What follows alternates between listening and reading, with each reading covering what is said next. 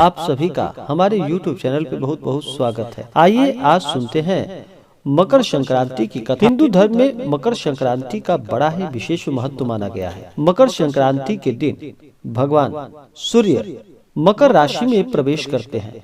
उसे ही संक्रांति के रूप में मकर संक्रांति के नाम से जाना जाता है। भगवान सूर्य इस दिन अपने पुत्र शनिदेव से मिलने जाते हैं। मकर संक्रांति के दिन जो विभक्त सच्ची श्रद्धा के साथ इस दिन गंगा में स्नान करते हैं, तिलों का दान करते हैं, गुड़ का दान करते हैं, भगवान विष्णु, माता लक्ष्मी और किसी भी प्रकार का पूजन, धर्म कर्म का कार्य करते हैं, उन्हें अनंत गुना पुण्य फलों की प्राप्ति होती है। मकर संक्रांति के दिन इस दिन धर्मराज के नाम से भी पूजन किया जाता है। तो आइए आज सुनेंगे मकर संक्रांति की पौराणिक कथा। सूर्य संस्कृति में मकर संक्रांति का पर्व ब्रह्मा, विष्णु, महेश, गणेश आदि शक्ति और सूर्य की आराधना एवं उपासना का पावन पर्व माना गया है, जो कि तन, मन और आत्मा को शक्ति प्रदान करता है।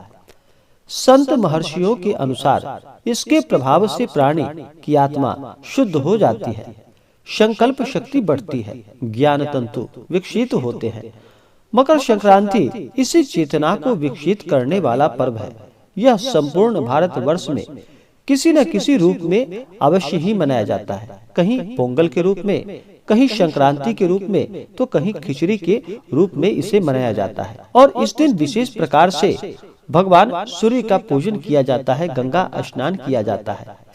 विष्णु धर्म सूत्र में कहा गया है कि पितरों की आत्मा की शांति के लिए एवं स्वार्थ वर्धन तथा सर्व कल्याण के लिए तिल के 6 प्रयोग पुण्यदायक एवं फलदायक होते हैं।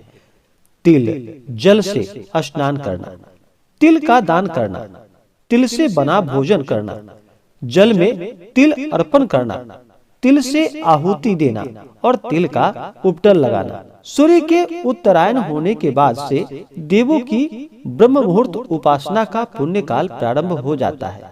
इस काल को ही परा अपरा विद्या की प्राप्ति का काल कहा जाता है। इसे साधना का सिद्धि काल भी कहा गया है। इस काल में देव प्रतिष्ठा, गृह निर्माण, यज्ञ कर्म आदि पुनीत कर्म किए जाते हैं।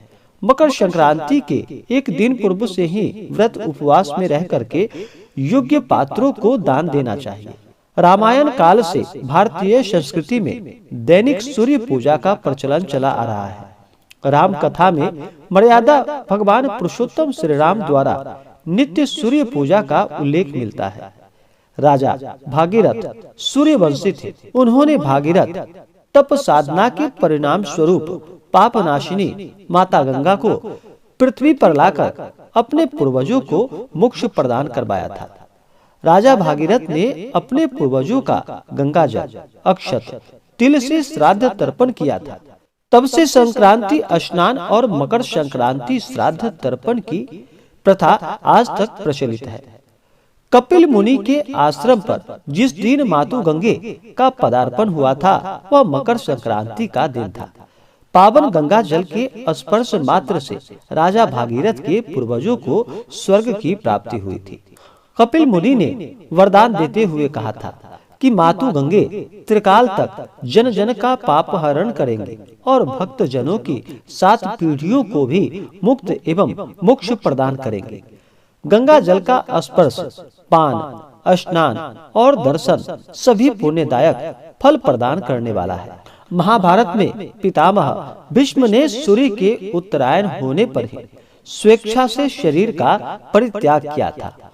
उनका श्राद्ध संस्कार भी सूर्य की उत्तरायण गति में हुआ था। फलतः आज तक पितरों की प्रसन्नता के लिए तिल अर्घ्य एवं जल तर्पण की प्रथा मकर संक्रांति के अवसर पर प्रचलित है। सूर्य की 7वीं किरण भारतवर्ष में आध्यात्मिक उन्नति की प्रेरणा देने वाली है। 7वीं किरण का प्रभाव भारतवर्ष में गंगा, यमुना के मध्य अधिक समय तक रहता है। इस दिन इस भौगोलिक स्थिति के कारण ही हरिद्वार, प्रयाग में और मकर संक्रांति में स्नान किया जाता है। कुंभ तथा अर्ध कुंभ के विशेष उत्सव का भी आयोजन किया जाता है और इस दिन माता गंगा, भगवान सूर्य देव, भगवान विष्णु और किसी भी प्रकार के शुभ कार्य का काम किया जाता है। इससे अनंत गुना पुण्य फलों की प्राप्ति होती है। पौराणिक कथाओं के अनुसार इस विशेष दिन पर भगवान सूर्य अपने पुत्र भगवान शनि के पास जाते हैं। उस समय भगवान शनि मकर राशि का प्रतिनिधित्व कर रहे होते हैं। पिता और पुत्र के बीच संबंधों को मनाने के लिए मतभेदों के बावजूद भी मकर संक्रांति को महत्व दिया गया है। ऐसा माना जाता है कि इस विशेष दिन पर जब कोई पिता अपने पुत्र से मिलने जाते हैं तो उनके संघर्ष हल हो जाते हैं और सकारात्मकता, खुशी और समृद्धि के साथ साझा हो जाती है। इसके अलावा इस विशेष दिन की एक कथा और है जो कि भीष्म पितामह के जीवन से जुड़ी हुई है, जिन्हें यह वरदान मिला था कि उन्हें अपनी इच्छा से मृत्यु प्राप्त होगी। जब वे बाणों की सैया पर लेटे हुए थे तब वे उत्तरायण के दिन की प्रतीक्षा कर रहे थे और उन्होंने इस दिन अपनी आंखें बंद की और इस तरह इस विशेष दिन पर मोक्ष की प्राप्ति हुई। इसलिए मकर संक्रांति के दिन सभी को चाहिए कि पुण्य काल के समय में गंगा स्नान करना चाहिए।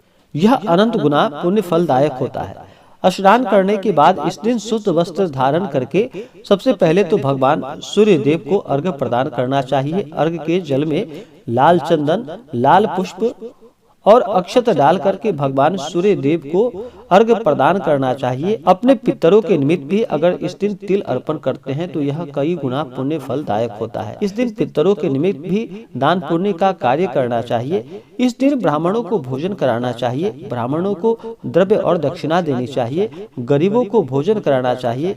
मकर संक्रांति के दिन गुड़ तथा तिल से बने हुए वस्तुओं का भोग भगवान सूर्य देव को, शनि देव को, भगवान विष्णु को भोग लगाना चाहिए। इससे पुण्य फलों की प्राप्ति होती है। जहां तक हो सके गरीबों में कंबल आदि का दान भी करना चाहिए। सर्दी का मौसम है तो इस समय जहां तक हो सके वस्त्र, अन्न आदि का दान करें तो यह बड़ा ही लाभकारी होगा। तो आशा करता हूँ कि जानकारी आपको अच्छा लगा हो। ऐसे ही ज्ञानवर्धक जानकारियाँ प्राप्त करने के लिए हमारे इस चैनल को लाल बटन दबा करके सब्सक्राइब करें, साथ में बेल आइकन घंटी दबाएं ताकि मेरे वीडियो का नोटिफिकेशन आपके पास सबसे पहले पहुंचे।